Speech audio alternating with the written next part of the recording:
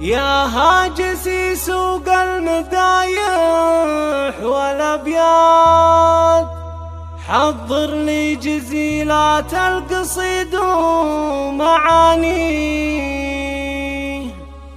في مدح أهل العز وأهل الوجاهات.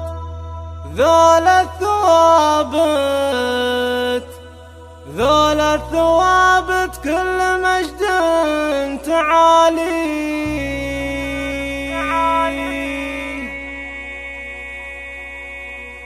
يا هاجسي سوق المدايح والأبيات، يا هاجسي سوق المدايح والأبيات، حضر لي جزيلة القصيد ومعاني في مدح أهل العز وأهل الوجاهات. ذولا الثوابت كل مجد تعالي، والثابت راشد رجال الطويلات، قرى الرجال وكل عالي داني.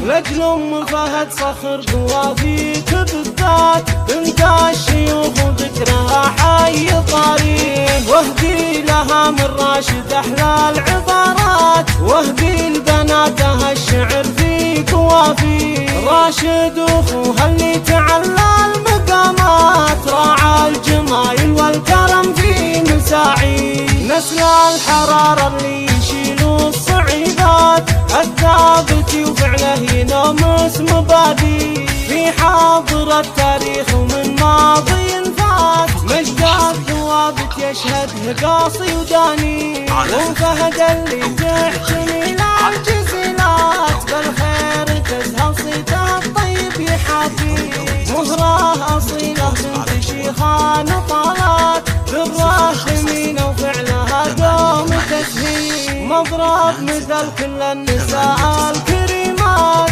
حرة وكرمها وطيبها حي مساعي. هذه ام فهد فيها الخصال الحميدات، شيخات زمنها وكل طيب توفي. ولها بنات مكرمات واصيلات، بالطيب ترقى العالي مرامي. حشمة وحلا باخلاقهن معتليات، بوصافهن والزين محدن يضاهي. كلهن ورود معطرات وشذيات، اسرانها اللي في حلاهن تماريه. والخاتم جعلك يا ام فهد في مسرات، عسى بناتك تلقى في العمر امان.